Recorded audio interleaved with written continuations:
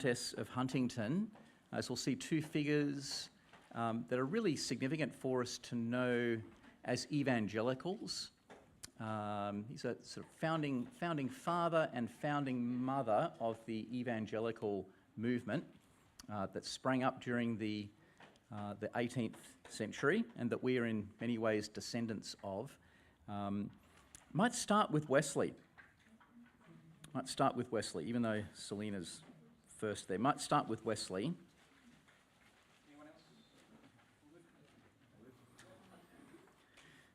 And for those of you who are into taking notes, there's some space there for you, some subheadings to follow along. So I've entitled this first one, Wesley, a brand plucked from the burning. It was late at night and the Epworth Rectory was burning. The fire that had begun only shortly beforehand was now rapidly threatening to engulf the entire house. The local minister, Samuel Wesley, had swiftly managed to gather as many of his sizable household as he could, himself, his pregnant wife, Susanna, their maid, all of their 8 children, at least so they hoped, and lead them to the safety of the garden outside. Now, once they were outside, they conducted a head count just to check that everybody was safely accounted for, only to discover, aghast, that one child was missing. And you can probably guess who that was. It was none other than the then 5-year-old John Wesley. With the house ablaze, all the family could do at this stage was to kneel in prayer and commit young John's life to God. Now, meanwhile, John Wesley was still asleep in bed. His recollections of the night of Thursday, February 9, 1709, was that neither the heat nor the smoke was enough to wake him up, but instead the bright light of this encroaching inferno. He thought dawn had arrived prematurely. When he called out to the maid, when she failed to answer, he poked his head out from the curtains that surrounded his bed and saw streaks of fire on top of the ceiling. He had the presence of mind to climb on top of a chest next to the window, poke his head out, call out for help. A bunch of guys formed a human ladder and he managed to escape. It was really just in the nick of time before the whole house collapsed. Now, after John's close shave, his mum would go on to famously describe him as a brand plucked from the burning, echoing the words of Zechariah chapter 3, verse 2. And in the process, she instilled in her son's life this early sense of providential destiny, this awareness that his life hadn't just been saved from an untimely death, but for some great thing, great service in God's kingdom. Wesley embraced this event as a defining moment, and this verse from Zechariah 3:2 as a virtual motto for his life. For instance, I've got a couple of pictures for you to look at, a couple of portraits of Wesley, so you'll notice those. 2 portraits. So the first portrait, the top one, so this was produced in 1746. It shows not only a picture of Wesley, but if you look just below him, you'll see that there's the house ablaze. See the flames coming out of the top of the house? And then you can't really see this, but right down the very bottom is this verse, Zechariah 3:2. Is not this a brand plucked out of the fire? Is what it says right at the very bottom of the sort of the plinth there that the portrait is set on. So this event was really formative, sort of stuck with him. This rescue from an untimely demise when he was just a little boy. Now Wesley would become one of the most recognisable Englishmen during the 18th century, a leader of what would become known as the evangelical revival that transformed Great Britain's religious landscape. The revivals that broke out on the other side of the Atlantic were referred to as the Great Awakening, but part of this unified transatlantic revival. And yet Wesley's route from the relative obscurity of Lincolnshire to the undisputed figurehead of a movement that became known as Methodism was a circuitous one. So Wesley was born on June 28, 1703. He was the 15th of approximately, precise numbers are a wee bit hazy, 18 children born to Samuel and Susanna Wesley. Not uncommon for those days. Also not uncommon is the fact that only 11 survived infancy, including John's younger brother Charles, and many of us will know Charles Wesley today through many of the hymns that we continue to sing. Wesley's home life was shaped by his father's affinity for high church Anglicanism and his mum's fondness for strict Puritan discipline. Quote, "Break the will if you will not damn the child," was how she summarised her philosophy of child rearing, if that gives you any insight into what home life must have looked like. In time, Wesley would come to embody a fusion of his dad's bookishness and his mum's focus on practical theology. In fact, some have described Wesley as a folk theologian. Up until the age of 10, Wesley was homeschooled, not really encouraged to mix with the local Epworth children. All of that changed in 1714 when he was thrust out of these quite cloistered, homeschooled environment and went off to a school called Charterhouse as a boarder. Went off to boarding school. Again, not an uncommon experience back then. University studies followed at Oxford, went to Oxford, and he graduated in 1724. So what next for Wesley? Well, a career in higher education was one possibility. He was elected a Fellow of Lincoln College in Oxford in 1726, much to his parents' delight. They were very proud of him. Another option was to follow in his dad's footsteps. His dad was a minister.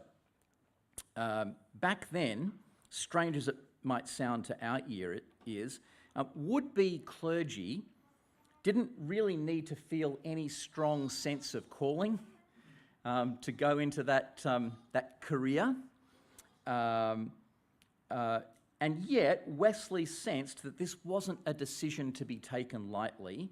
And so in 1725, these letters still survive, as many of his letters still do. He engaged in a lot of backwards and forwards with his mum, who was a real theological mentor for him, as he sorted out his theology, especially during this time that his lifelong allergic reaction to Calvinism was set in stone. And how did that express itself? Well, especially he was very uncomfortable with the doctrine of predestination.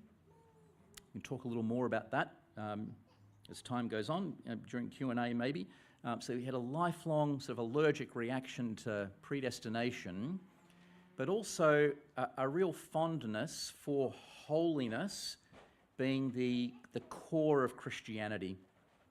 So anything that was an incentive to holiness, he was all for. Anything that he perceived to be a threat to holiness, he was against, doctrinally especially.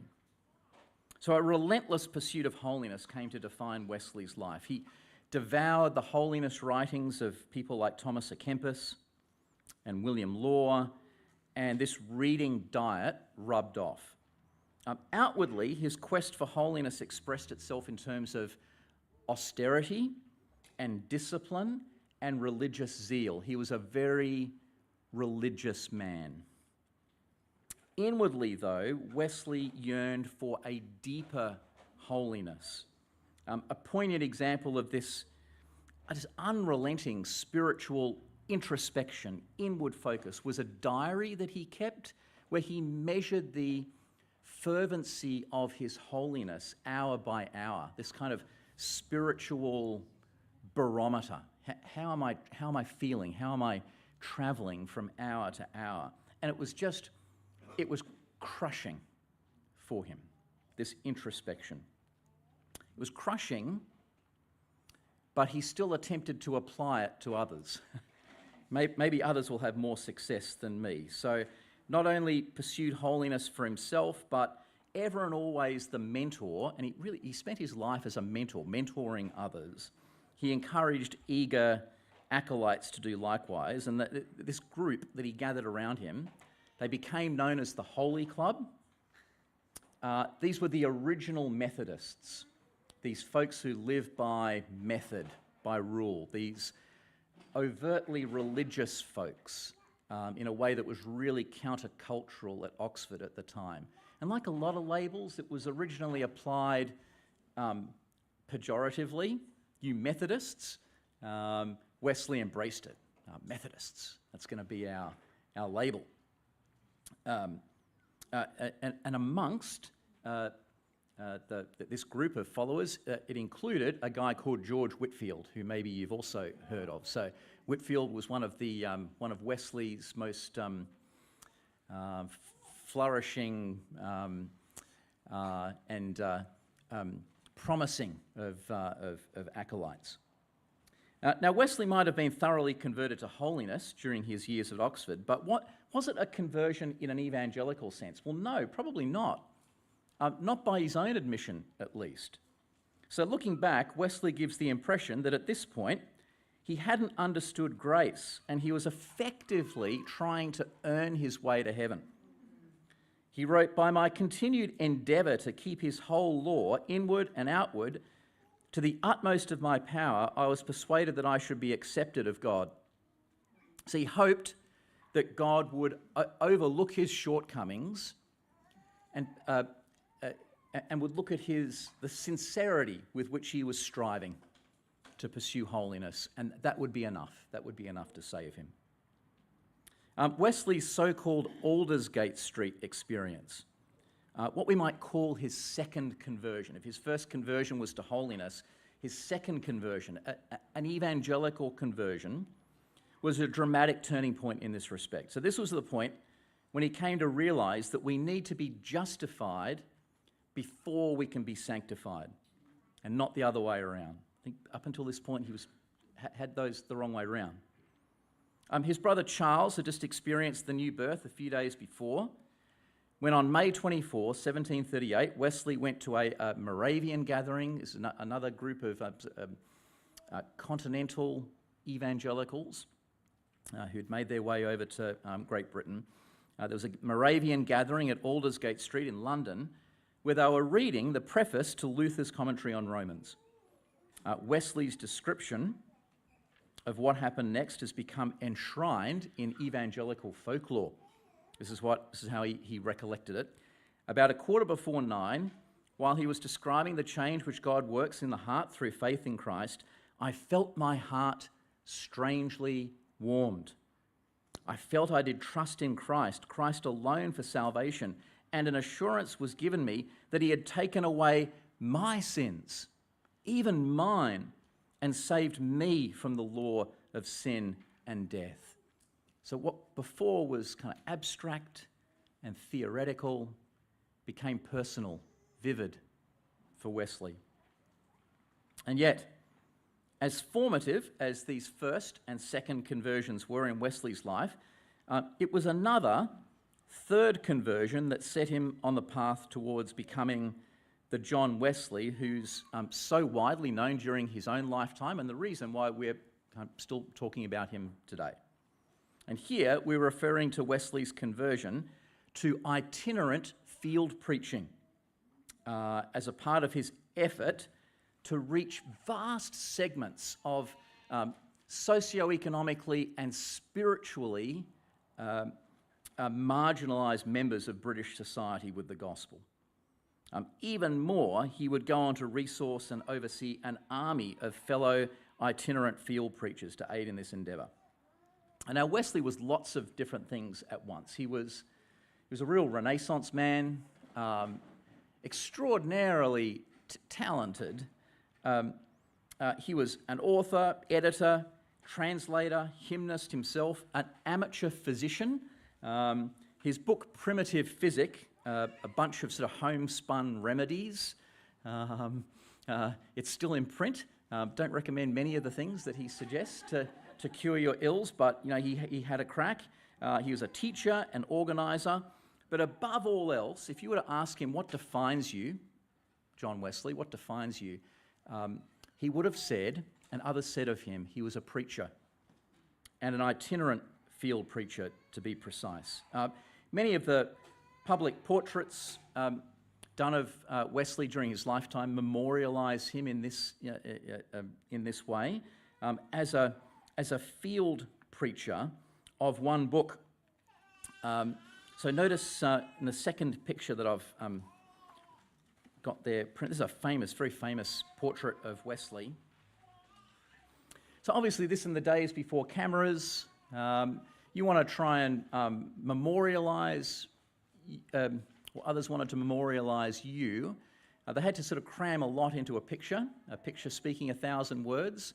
And the picture was really portraits were meant to capture something unique about your identity. So notice what Wesley is conveying here. So he's an Anglican at heart. So he's there dressed in his Anglican clergy get-up there. Notice he's preaching, but where is he preaching? He's not preaching in a church, he's preaching outdoors. And notice that he's preaching, what is he preaching from? He's preaching from a Bible. And notice that the Bible that he's got in his hand, it's not just a prop. He hasn't got it there just for effect. How do you know it's not just there for effect? Because you can see that his finger is tucked in the page. So this is a Bible that he's opening up. At this point he's talking, but he's going to open up the Bible and he's going to be speaking from it. So this is a living and active word as far as Wesley's concerned. Wesley was quite fond of giving very precise instructions for the Methodist lay preachers that he oversaw. And one of the instructions that he gave was that you don't gesticulate too much, don't be too flamboyant. In fact, don't raise your arm above sort of shoulder height when you're preaching. So it's like he's kind of modelling that for us there, just like, very sort of discreet raising of the arm, not too flamboyant, in contrast to Whitefield, who was much more flamboyant. So it's a very, very interesting portrait there of Wesley that says quite a lot about him and his aspirations. Now, although Wesley's travelling lifestyle would slow down as his years advanced, he was still preaching 2 weeks before his death at the age of 87. So Dan, something to live up to there. 87, still going strong. Over the previous 5 decades, he travelled over 250,000 miles in all weather, most often on horseback, preaching an estimated 40,000 sermons. Just extraordinary. If Wesley's candid assessment was that his compatriot Whitefield preached himself to death, wore himself out preaching, then Wesley's experience was that preaching was an invigorating, life-giving, rejuvenating experience. He preached to live. In fact, as he got older, his habit was to describe the state of his health in his journal each year on his birthday. And Wesley attributed his good health not so much to his diet, but instead to the invigorating effects of a busy preaching schedule. For instance, on his 77th birthday, he wrote, "I can hardly think I'm entering this day into the 78th year of my age. By the blessing of God, I am just the same as when I entered the 28th. This hath God wrought chiefly by my constant exercise, my rising early and preaching morning and evening." So instead of a sort of an apple a day keeping the doctor away, it's a sort of a morning and evening sermon being... maybe it was. But then there's this. 2 years later, and as he writes in his journal, he's still defying sort of chronological gravity. He wrote, "I find no more pain or bodily infirmities than at 25." So he's sort of getting younger as far as he can tell. "This I still impute to my constant preaching, particularly in the morning." Now, given Wesley's temperament and upbringing, and so he's raised in quite an austere, high church, very formal Anglican setting, the fact that he ever considered field preaching was, I can't overstate how huge this was. By contrast, when someone like Whitefield took to field preaching, he took to it like a duck to water. He was in his happy place. Wesley, not so much. It seems as though Whitefield found himself in really high demand as a field preacher, couldn't be everywhere at once, and so he enlisted Wesley's help, his former mentor's help. In fact, he advertised that Wesley was going to preach at a given venue, and then only told Wesley after the fact that this was going to happen. So Wesley is he's aghast. He's aghast at the whole thing. The whole thing is scandalous, not simply the way he had been sort of conscripted into action, but the thing that he had been conscripted into was scandalous as far as Wesley is concerned. He reflected, I had been all my life, till very lately, so tenacious of every point relating to decency and order that I should have thought the saving of souls almost a sin if it had not been done in a church." This is how he reflected. And yet Wesley caught Whitefield's vision that the Church of England's parish system, it hadn't kept up with rapid urbanisation, especially in coal mining towns, coal mining regions in England's north, up around Newcastle, and over in the West Country as well, over towards Bristol. And so Whitefield's question was, who is going to reach these people? Who is going to reach the unreached? The parish system hadn't kept up with this population. They were effectively marginalised. And so Wesley became convinced that unless somebody went and preached to this largely illiterate and unchurched population, and did so in a way that they could understand, using words, using language that they could comprehend, there was little chance many of them would ever hear the gospel. And he justified his unorthodox preaching by asking, when you boil it all down, what's the purpose of ecclesiastical structures like the Church of England? He asked this, is it not to bring souls from the power of Satan unto God? Now I would fain know, where has order answered these ends? Not in any place where I've been, not among the tinners in Cornwall, the keelmen at Newcastle, the colliers in Kingswood and Staffordshire, not among the drunkards, swearers, Sabbath breakers of Moorfields, or the harlots of Drury Lane. So all these under-resourced, economically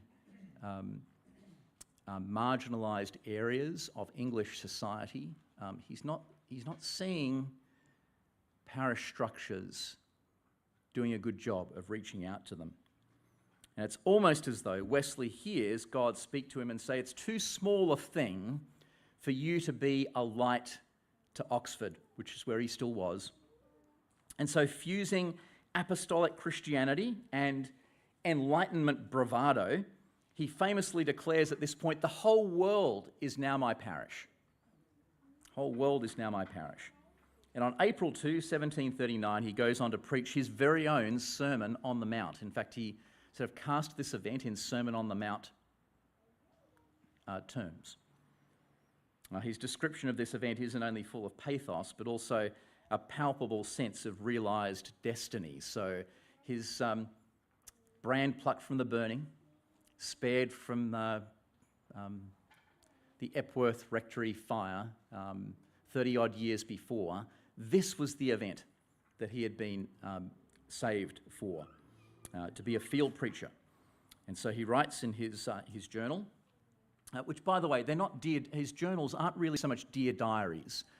as much as they are Methodist propaganda. Meant to be published, disseminated.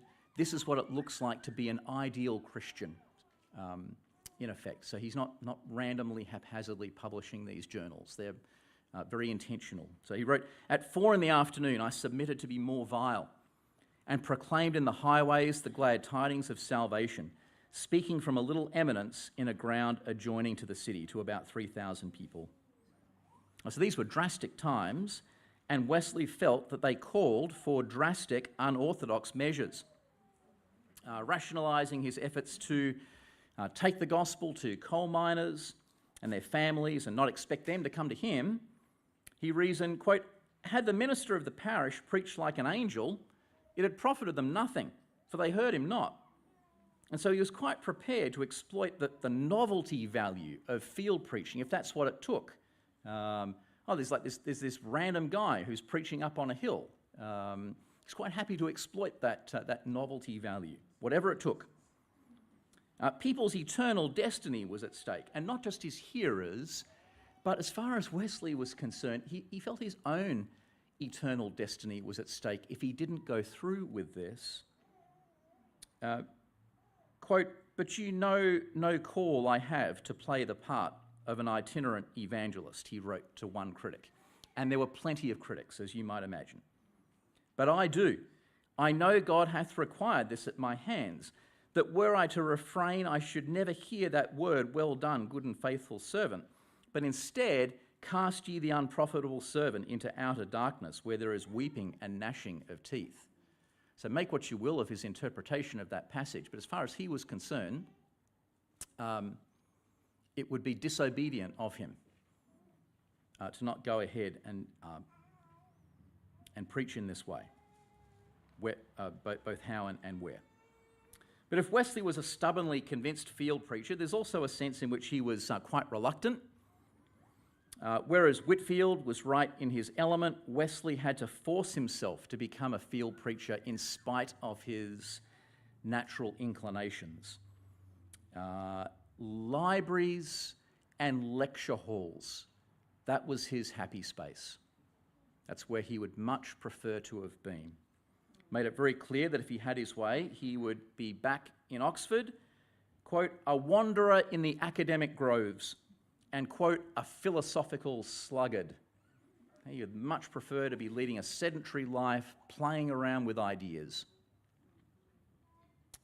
Whereas Whitefield presented a relatively romanticised of the itinerant lifestyle, Wesley's descriptions are much earthier.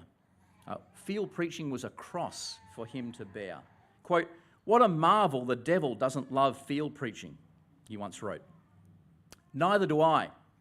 I love a commodious room, a soft cushion, a handsome pulpit. But where is my zeal if I don't trample all these underfoot in order to save one more soul?" To one of his many detractors, he asked, "Let me ask you one plain question. For what gain, setting conscience aside, will you be obliged to preach as I do, to live exactly as I do? For what price will you preach, and that with all your might, not in an easy, indolent, fashionable way, 18 or 19 times every week, and this throughout the year? What shall I give you to travel 700 or 800 miles in all weathers every 2 or 3 months? For what salary will you abstain from all other diversions than the doing good and praising God?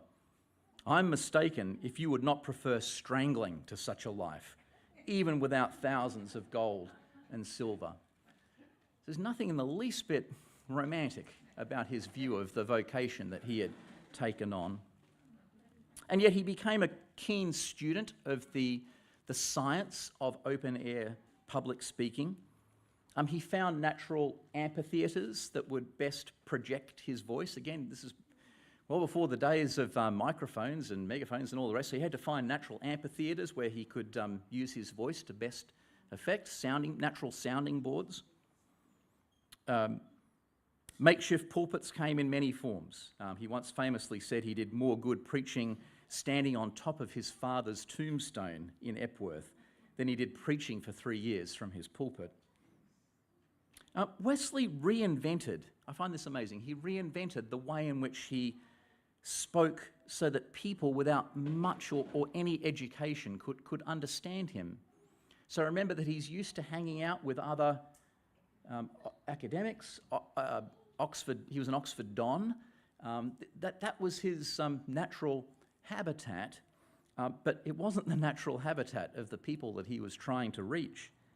And so he cut out long sentences and big words as part of his effort to preach plain truth to plain people. One time a friend from his Oxford days, a guy called Samuel Furley, came to him for advice about how he could follow in Wesley's ministry footsteps. This is what Wesley had to say. Clearness in particular is necessary for you and me because we're to instruct people of the lowest understanding. Therefore we, above all, if we think with the wise, yet must speak with the vulgar, we should constantly use the most common, little, easy words which our language affords. And Wesley goes on to talk about how he'd learnt this lesson the hard way. When I'd been a member of the university about 10 years, I wrote and talked much as you do now. But when I talked to plain people in the castle or the town, they gaped and stared. This quickly obliged me to alter my style and adopt the language of those I spoke to. And so for Wesley, this evangelistic fervour and the responsibility that came with privilege, and he was aware that he was privileged, they merged. And he wrote, and yet there's dignity in this simplicity, which is not disagreeable to those of the highest rank. You're a Christian minister, speaking and writing to save souls. Have this end always in your eye, and you will never designedly use a hard word. Use all the sense, learning and fire you have, forgetting yourself and remembering only that these are the souls for whom Christ has died. Just remarkably humble, self-effacing. Sometimes we get the impression that because Wesley was an itinerant field preacher, he just spent his time travelling about helter-skelter, no rhyme or reason, and yet nothing was further from the truth. He was highly strategic, setting up a widespread network of preaching circuits, each serviced by a number of itinerant preachers that he trained up and oversaw. And yet, as important as preaching was for Wesley, it wasn't the sum total of his ministry, whereas Whitefield was just more or less exclusively an evangelist, didn't really see himself as with much more responsibility than that. Wesley was committed to evangelistic preaching and the ongoing, deliberate discipleship of those who were converted under his ministry. I think that's one of the main differences between Wesley and Whitefield. So it wasn't enough for him to just sow God's word. He wanted to make sure that there were mechanisms, structures in place to see that it was watered as well. And so the stereotype goes that wherever Whitefield went, he left an overwhelming impression of impassioned eloquence, but wherever Wesley went, he left a Methodist society. And these societies, they were first set up in the 1740s, and they grew dramatically under his leadership. From small beginnings in Oxford, by the time of his death in 1791, it's estimated that there were 72,000 members across the British Isles, including Ireland. In 1784, after the Bishop of London refused to ordain any Methodist preachers serving in the American colonies, Wesley took the unprecedented step of ordaining Thomas Coke to serve as the superintendent, a sort of de facto bishop of the newly formed Methodist Episcopal Church. Although Wesley's ambition, his stated ambition, was always to help reform the Church of England, not create a rival denomination, that's eventually what happened a few years after his death. The formal rupture split took place. At first, though always in Wesley's heart, Methodism was a working class movement. He intentionally formed Methodist bases in London and, as I've mentioned, Newcastle, Bristol, growing urban centres with an even faster expanding economic underclass. Quote, I bear the rich and love the poor, therefore I spend all my time with them, he once said. in a society that often equated poverty with moral impoverishment. You're poor because you deserve it. Wesley offered a compassionate counter voice. One time, reflecting on the plight of the working poor, he said, "So wickedly, so devilishly false is that common objection, they are poor because they are idle." The Methodists quickly became known for the way they cared for people's spiritual and physical needs. Wesley set up a medical dispensary at his London base. He set up schools in London and Kingswood, and he set up a poorhouse that gave housing for orphans and widows. He not only had a heart for the poor, but also for the oppressed. His very last letter that we have record of, very last letter, was written to none other than the abolitionist William Wilberforce. And Wesley offered him encouragement that was both realistic and prophetic. This is what he had to say to Wilberforce: "Unless God has raised you up for this very thing, you will be worn out by the opposition of men and devils. But if God be for you, who can be against you? Are all of them together stronger than God? Oh, be not weary of well-doing. Go on in the name of God and in the power of his might, till even American slavery, the vilest that ever saw the sun, shall vanish away before it." But as the Methodists grew in number, they changed socially and demographically. Socio-economically, they became more upwardly mobile.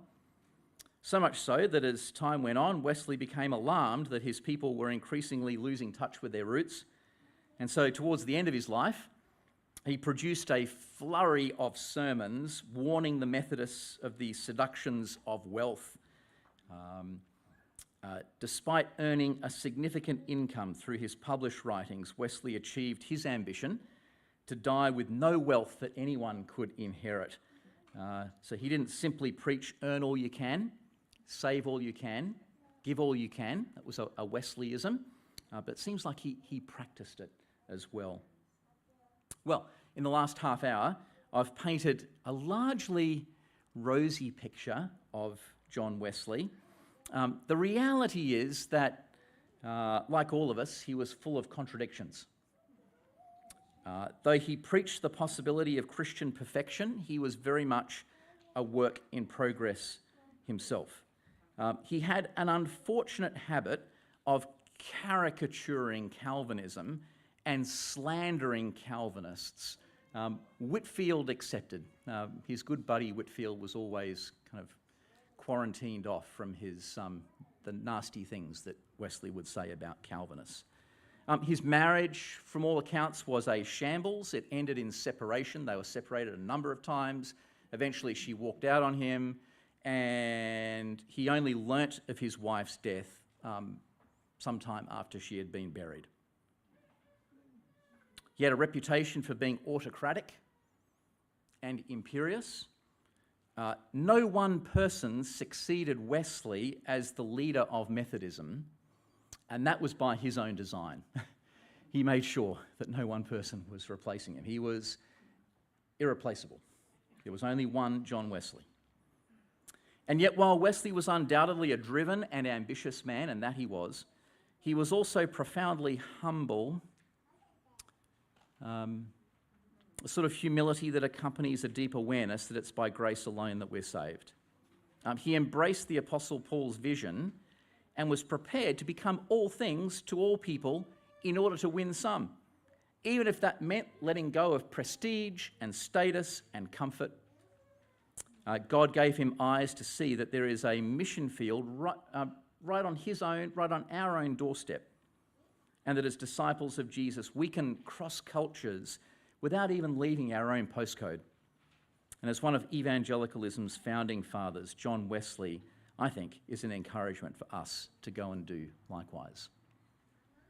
All right, well, I might pause there and see if folks have any questions for a few moments. Yeah. So I'll just give you a few moments to collect your thoughts. Any questions, comments? Did he ever renounce or kind of like move further away from that initial Christian perfection holiness endeavour? Yeah. No, it was still, in many ways, it was still very much the sort of the centre of his thinking. Never got entirely displaced, but was more baptised with an understanding that we need to be justified before we can be sanctified. So he likened Christianity to a house, doctrinally. So the porch of the house is repentance. The door of the house is justification, but the inside of the house is holiness, sanctification. So he's a little bit different, I think, from someone like a Whitfield or maybe from Reformation era heroes like your Calvin or your Luther, who I think are much more likely to put justification at the centre as the hinge upon which true religion turns. Wesley much more likely to put sanctification as the epicentre of the Christian house, using his metaphor. So yeah, so holiness, he never did away with holiness in a sense. It was still another doctrine that he sort of inherited from his mum, I think, that emphasis from his upbringing. Yeah. But sort of tempered, I think, with this appreciation that justification has to come first. Yeah. How did his brother Charles fit into this ministry with his beautiful hymns? Yeah. So Charles also, up until the 1740s, was involved in an itinerant ministry as well, but then he eventually settled down and became much more sedentary. But they did work as a team. So oftentimes you'll see in the sermons that John Wesley prints, he'll often print a Charles Wesley hymn to go with it. So it's kind of like read the doctrine, sing the doctrine in this 1-2 hit. Accompanying, sort of accommodating different learning styles, if you will. Yeah, yeah. But they're very much on the same page theologically. Yeah. Book for lay readers. The book on John Wesley for lay readers. Have you got any recommendations? Yeah, like a first book to read on him. So I really enjoy Stephen Tompkins. It's called John Wesley, a Biography. Something fairly straightforward like that. Stephen Tompkins. It's really readable. Yeah. And you said his marriage was a shambles. Yeah. How did he, like, is there any window into his thinking about that and how he squared that with his focus on holiness? Yeah. I think he just saw her as a real an impediment to his ministry.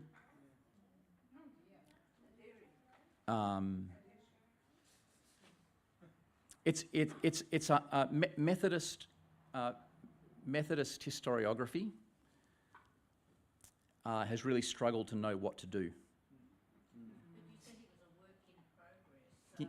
So a sinner, as we all are, in progress. Our marriages can be. Yeah. We're still in progress. Yeah. So often biographies of Wesley will either just ignore his marriage or, in an effort to elevate him, have been pretty mean towards his wife.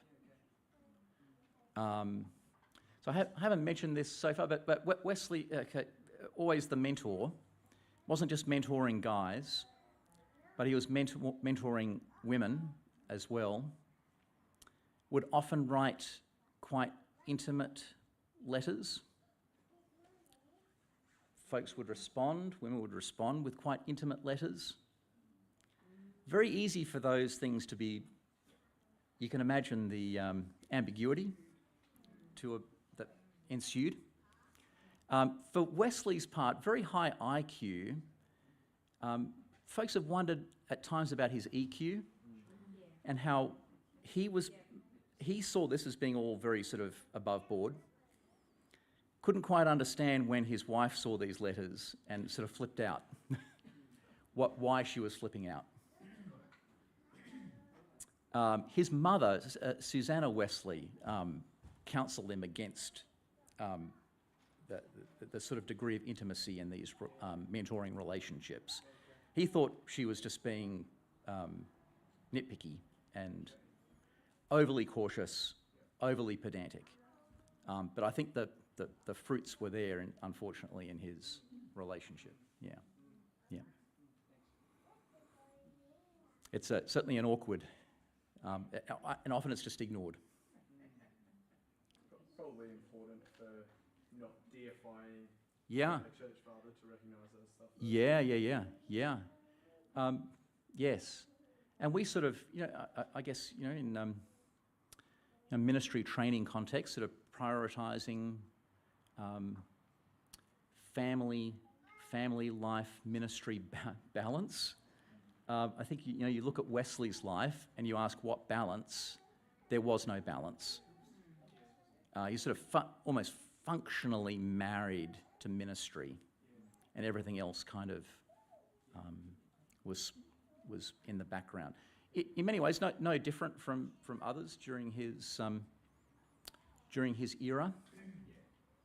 That's a challenge, isn't it, for us? As we think about sort of what values we rightly prioritise in our time, can be challenging when you try and sort of overlay them onto different eras. They don't always neatly overlay. I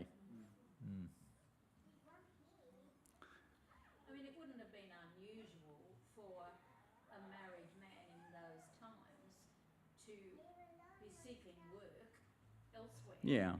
Nowhere near home. Yeah. And so it might have been in part sign of the times. Yes.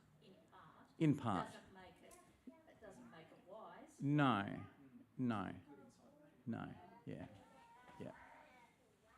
Yeah. But these heroes that we elevate on as sort of plaster busts, they're often flawed. And we see evidence of that here. Yeah. Still have a lot to over. Yes, indeed. Yes, and there's the tension. Yep. Any other questions on Wesley? If you read his mother's biography, she didn't have what we would class a happy marriage. He was always off and going. Well, yes. So yes, I mean, in many ways, perhaps he inherited some of that from his home life as well. Yeah. Okay. Well, should we move on, Dan? What do you think? Yep. Number 2. Where did he preach? Yeah, so at the beginning of his ministry, mostly in churches, but then increasingly he would preach outdoors. Yeah. And making use of natural features that would most amplify his voice. But his big thing was that he was taking the gospel to people who weren't coming to established churches. Folks who just wouldn't darken the doors of a church. It was too far, or the Church of England hadn't set one up yet. This was sort of uncharted territory. I particularly like the fact that he modified his language to speak to the common. Amazing, isn't it? Yeah. Wasn't it something like he said, I'm never going to use a word more than 3 syllables? Or 3 syllables, bringing it down to 2. Yeah, so he'd employ a lady would listen to his sermons ahead of time and pull him up. It's too hard. Change that word. Amazing. But he still preached the whole spectrum of the gospel. He wasn't Yeah. sticking to simple basics. Yeah, absolutely. Yeah. Yep.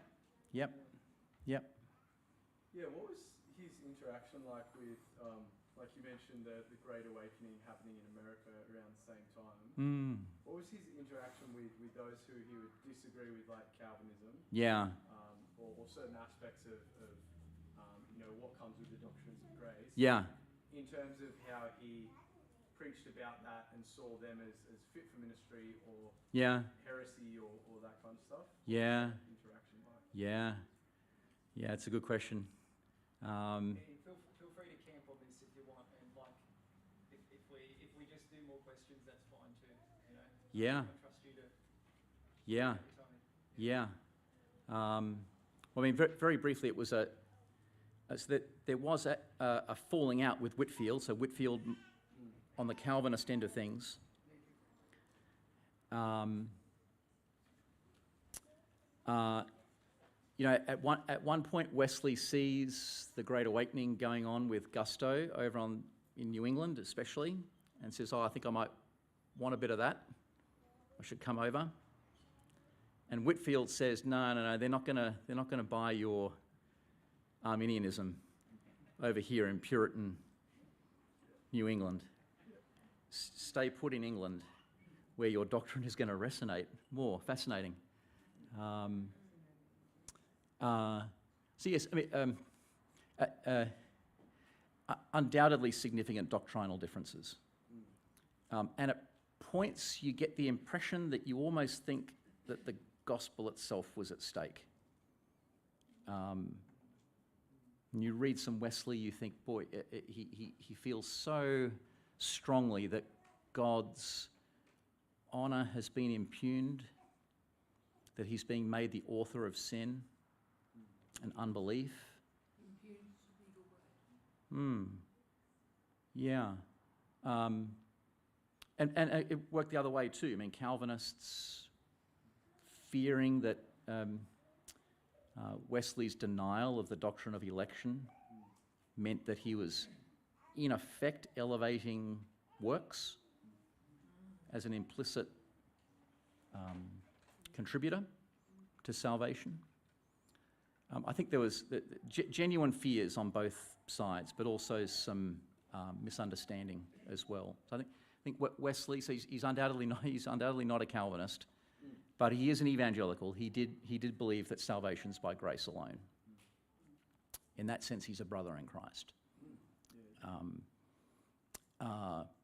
I think many of his fears of Calvinism were perhaps more aptly targeted at hyper-Calvinists, which Wesley was not. Whitefield was not. Yeah. In those times, historically speaking, the church and the state were not as separated as they are later on. How did that impact the way he worked?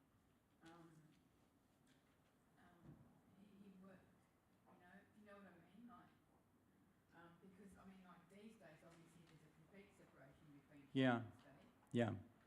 But it's come through history. In those days, the church and state were ruling everything. Yeah. How did that impact? Well, so I mean, he had the blessing of being under the auspices of the state church. Yeah. So he had that coverage, but he was in that ambiguous zone of sort of pushing back against, pushing the boundaries of inclusion within that state church as well, to the point of eventually rupturing from it. So he was a living contradiction in that way. So I've likened him to a guy in a boat rowing, so facing the Church of England, even as he was getting further and further away from it throughout his life, until he had eventually sort of receded entirely from view. Okay, well, we might move on. Next one, yeah. Okay, let's go to Selina, Countess of Huntington. We are in the same place, same time, different person.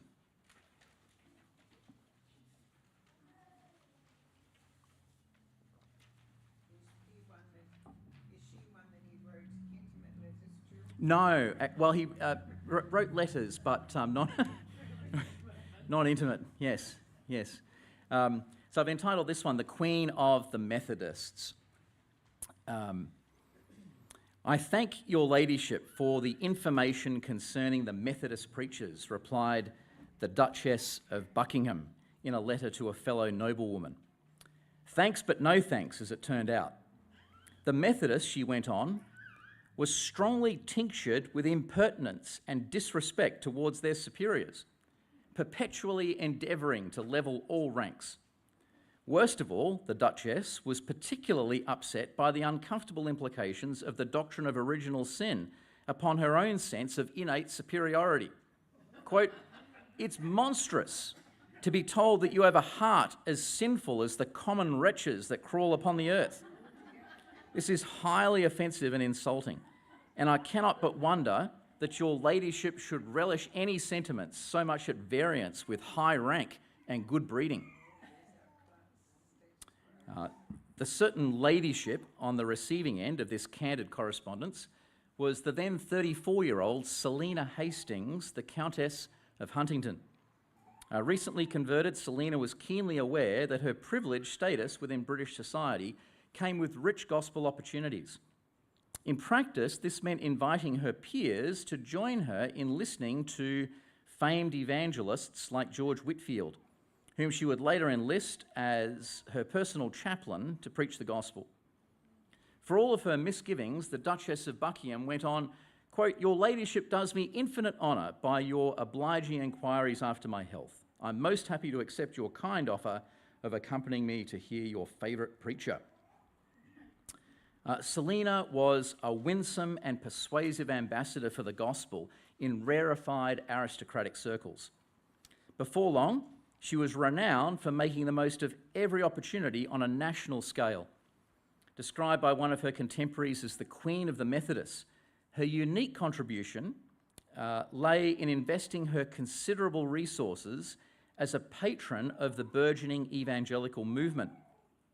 Her entrepreneurial energy was exceptional, establishing and overseeing a network of Calvinistic Methodists, her so-called connection, building chapels and populating them with a cadre of preachers and establishing a seminary to train future generations of evangelists.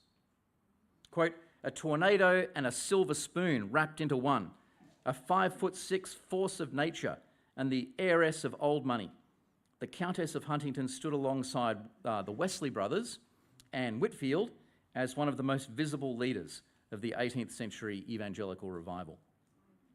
Selina Hastings was born on the 24th of August, 1707, at Astwell Manor in Northamptonshire.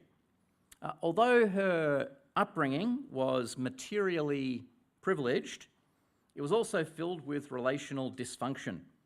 Her aristocratic mother and father separated when she was only 6. Her mother relocated to France with Selina's baby sister, while she and her older sister were raised by their dad in England. When she was 17, Selina moved to Staunton Harold Hall in Leicestershire, a property she inherited from her father after her dad died. There she met and in 1728 married Theophilus Hastings, the 9th Earl of Huntingdon, who lived at nearby Donnington Hall. By early 1732, the couple already had 4 children. 3 more would follow in ensuing years. Pregnancy took a heavy toll on Selina's health, and as was the custom, on doctor's orders, she was sent to Bath to take the waters as a way of recuperating. From all accounts, the whole experience was medicinally underwhelming and socially nauseating. Quote, "The most stupid place I ever yet saw," she wrote. Her expeditions to the ancient Roman spa city would nonetheless leave a lasting impression on Selina, giving her a heart to reach what she styled as the fine ladies of Bath with the gospel in coming years. During the first decade of her marriage, the Countess of Huntingdon was religious and philanthropic, but not yet converted. She found the sexual immorality and decadence that was so endemic in her circles to be galling. When a worthy cause presented itself, she was financially generous. For instance, when Thomas Coram wanted to establish a home and school for London's deserted infants, As a mother of young children herself, Selina was one of the first to pledge her financial support. It wasn't until 1739 that Selina experienced regeneration. Initially, she joined John Wesley in worshipping at the Moravian congregation at Fetter Lane. At this point in her journey, the Countess identified herself with the Wesley's Arminian brand of evangelicalism. She had no time for unconditional predestination, and she embraced the doctrine of perfection. In 1741, she read John Wesley's recently published sermon on Christian perfection and was completely sold. The doctrine contained therein, I hope to live and die by. It's absolutely the most complete thing I know.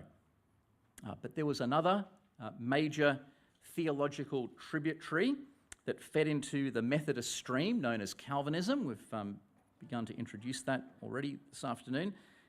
One that embraced unconditional predestination and it renounced perfection. And Selina regularly crossed paths with many of its prominent figures, including Whitefield and the Welsh itinerant Howell Harris.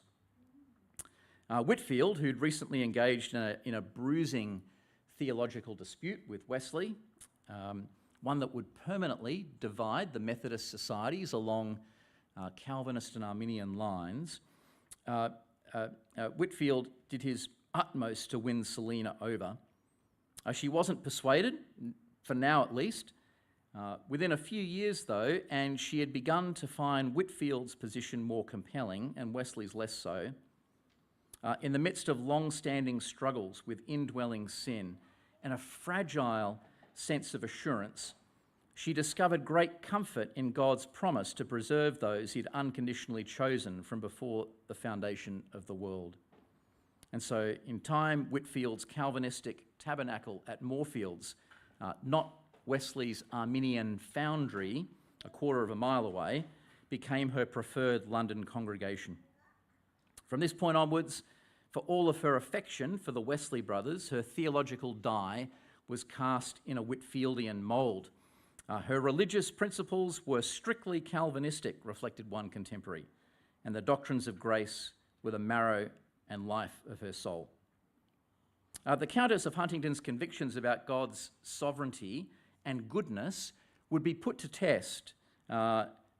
test over the course of her life. Selina would bury 6 of her 7 children, 4 of them in infancy or in childhood. 2 died of smallpox within a few months of each other while at boarding school. In 1746, she would also bury her husband. Theophilus had struggled with heart troubles for a number of years, but despite the best efforts of his concerned friends, he refused to seek medical advice.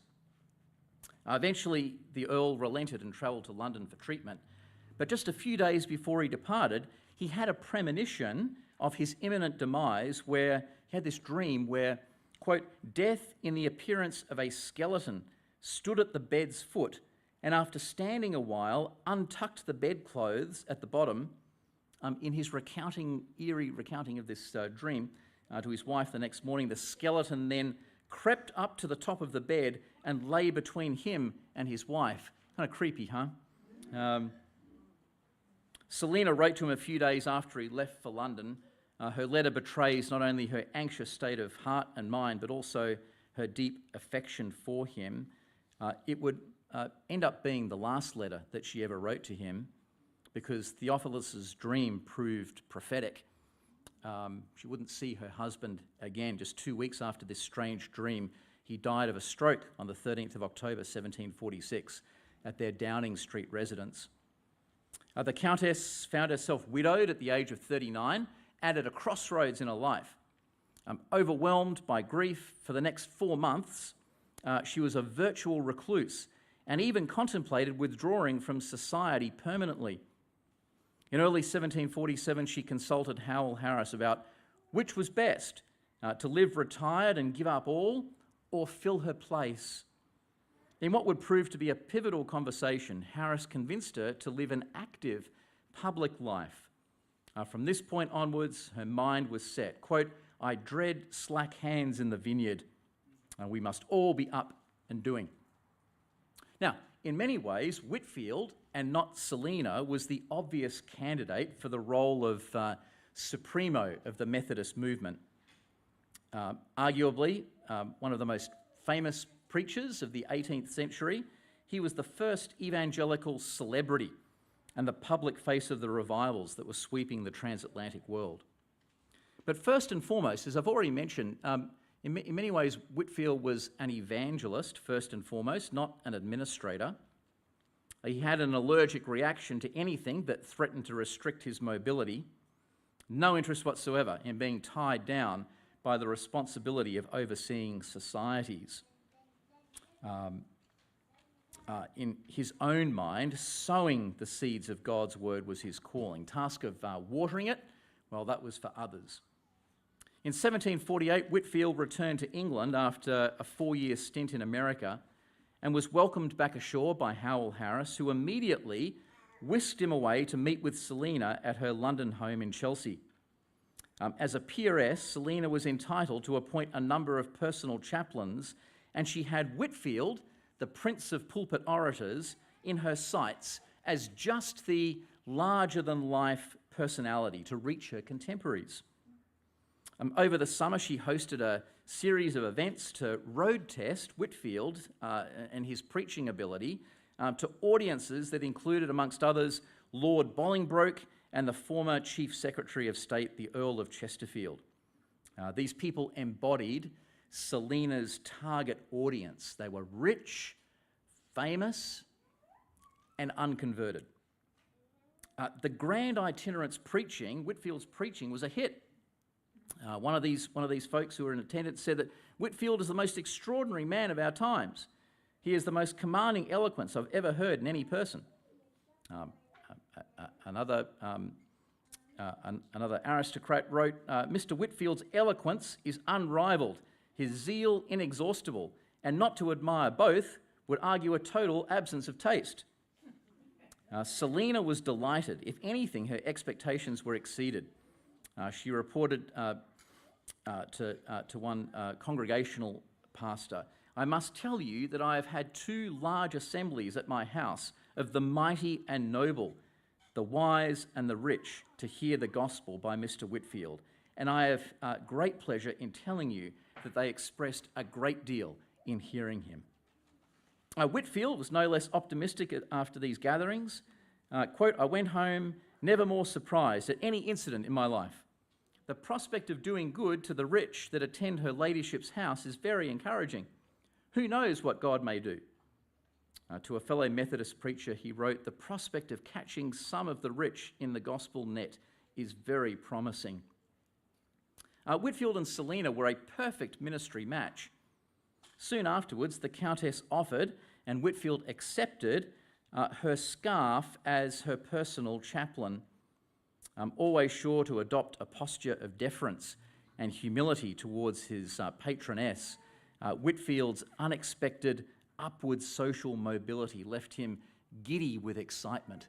So Whitefield was raised in a pub. His mum and dad ran a pub in Gloucester.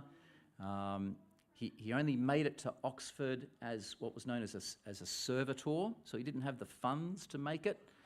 So he had to basically work as do sort of odd jobs for other students, do their homework and clean their clothes and, clean up their shoes and all the rest. It was a fairly lot of menial tasks. So his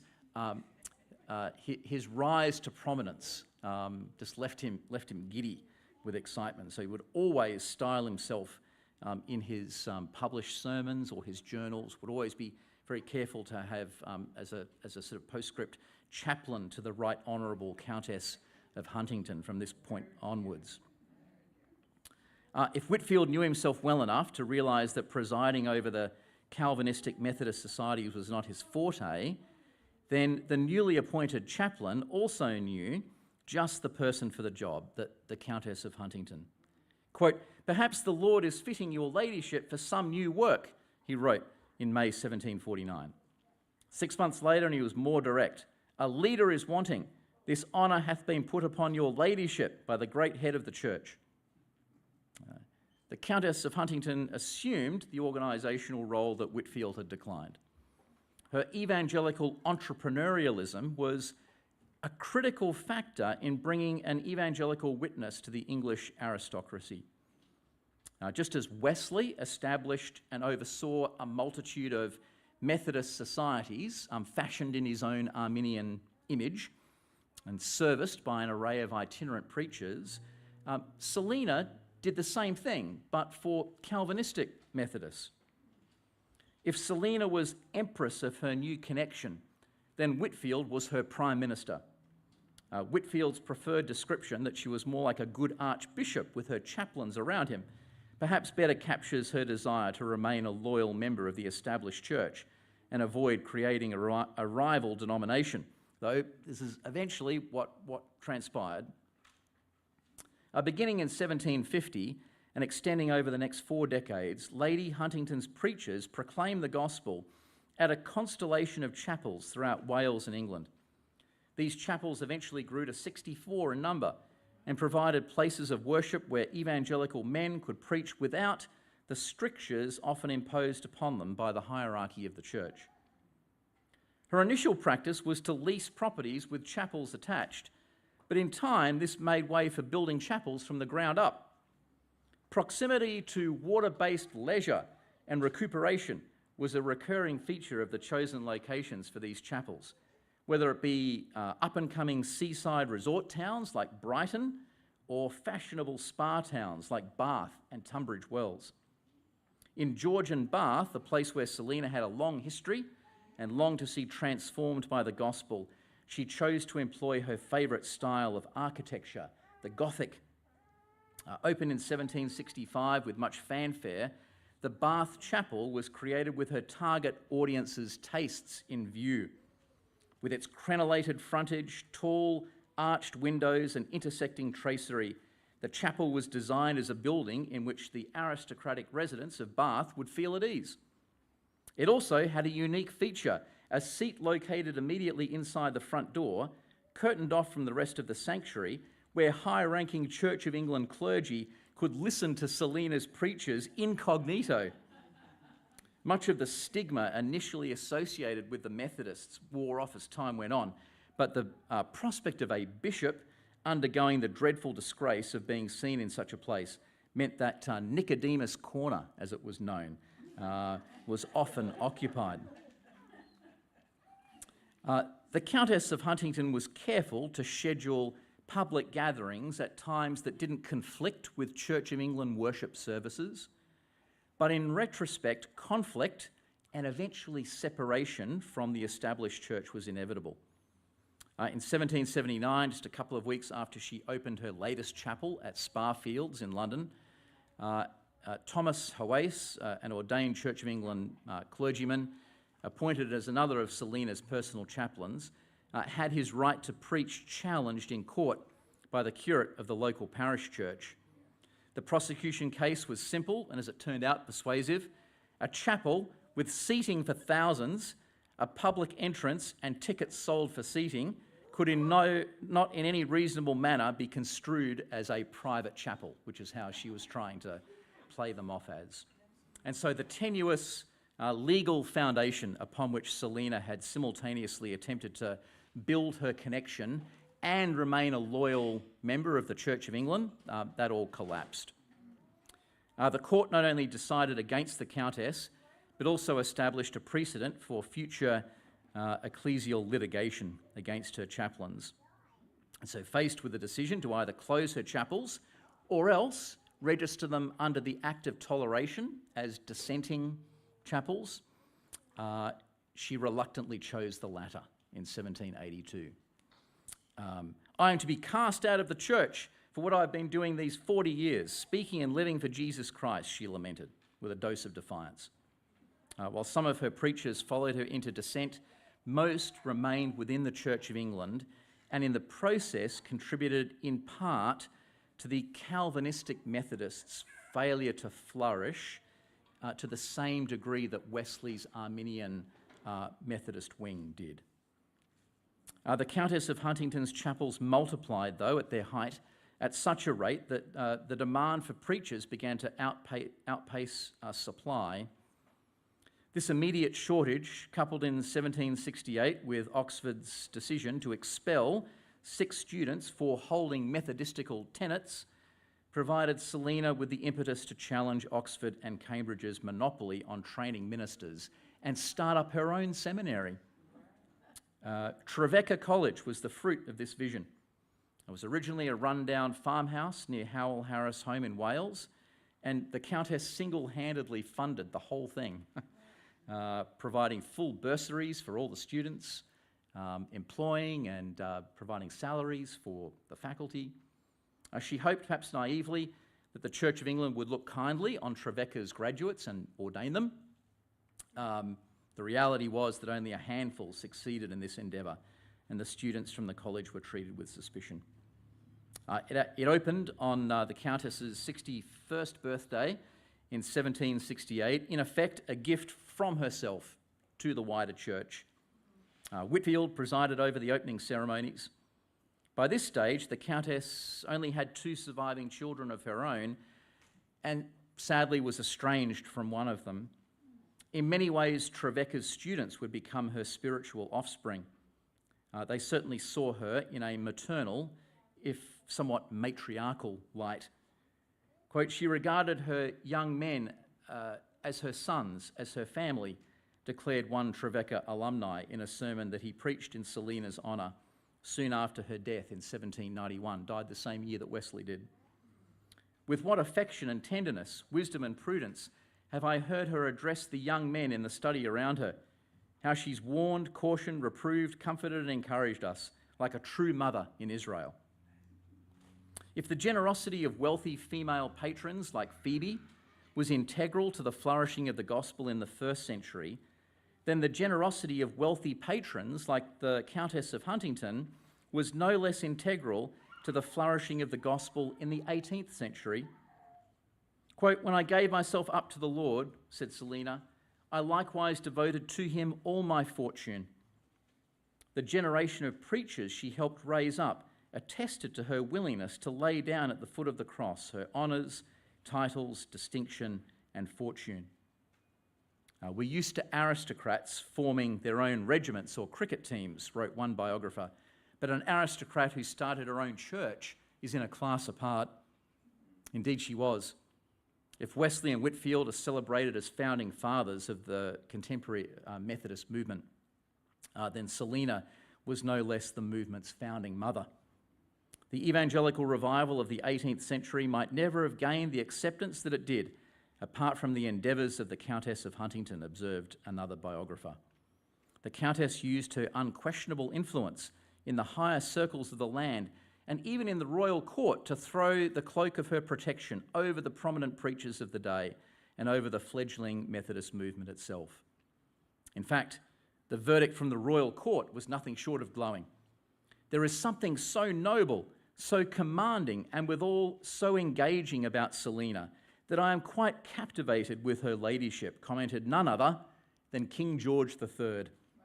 I wish there was a Lady Huntington in every diocese in my kingdom. And that's where we'll leave the story of Selina. But Dan, we have time for maybe just a few questions. Yeah. Yeah, any questions, guys? And gals?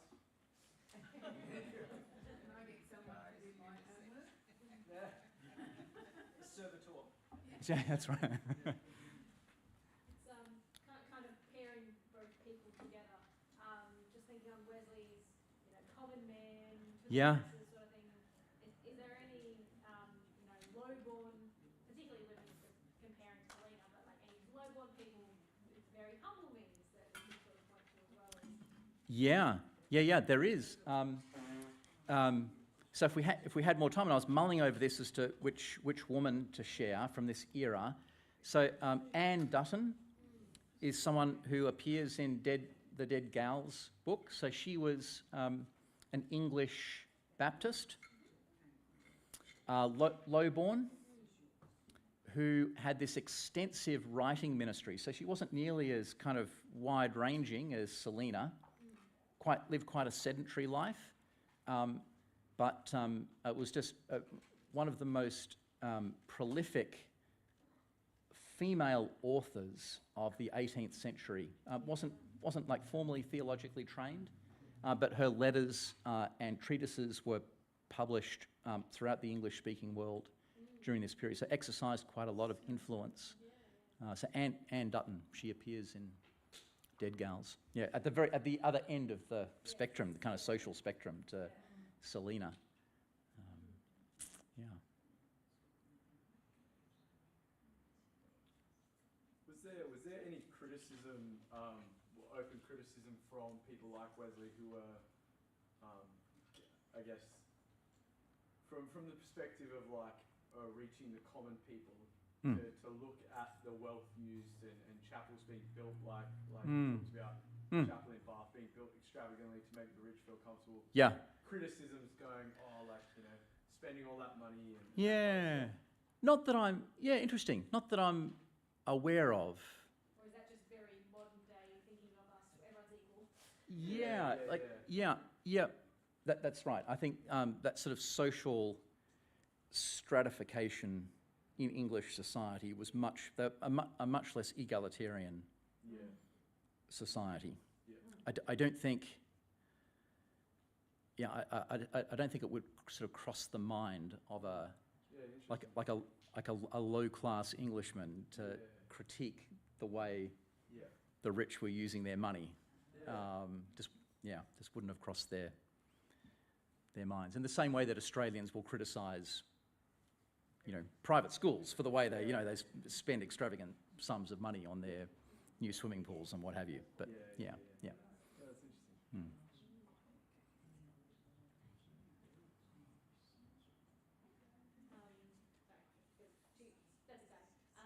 Just thinking as well of like raising up. I assume we don't have quite as much detail in her life. But are there any dark corners of Selina, or?